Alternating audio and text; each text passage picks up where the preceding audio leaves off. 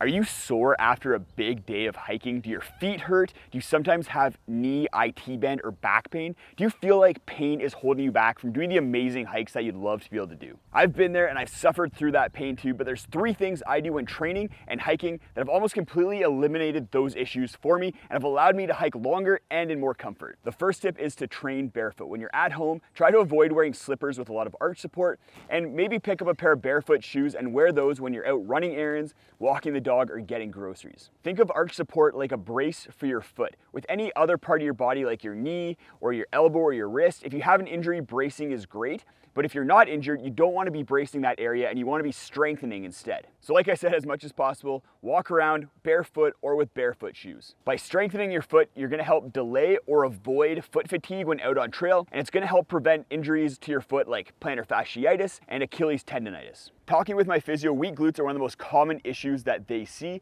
Your glutes are one of the most important muscle groups for supporting basically your entire body, yet they're one of the most difficult to strengthen through day-to-day activities and exercise. Some things I do in order to strengthen my glutes are squats, whether that's just air squats at home or going to the gym and doing weighted squats. Hip thrusters are also great for targeting just the glutes.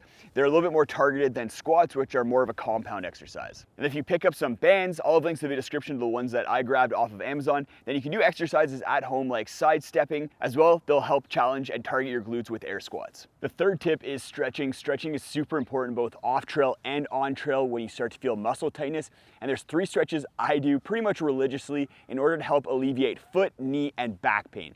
The first of those stretches is a calf stretch, and this will help alleviate pain in your foot.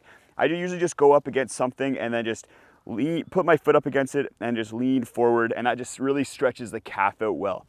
The second stretch is a standing bend with a straight leg, and I find this really helps with knee pain and avoiding IT band syndrome. The key is to keep your knees locked and your back straight as you do this stretch. The third stretch is for your glutes. I usually like to put my leg over and then just put my arm against it and stretch my glutes out like this, and this really helps with both knee and back pain. Another way to make things easier on your body is to have a lower pack weight. Go check out this video where I go over my ultralight gear list. I use this gear list to hike an average of 37 kilometers a day over 36 days on the Great Divide Trail last summer.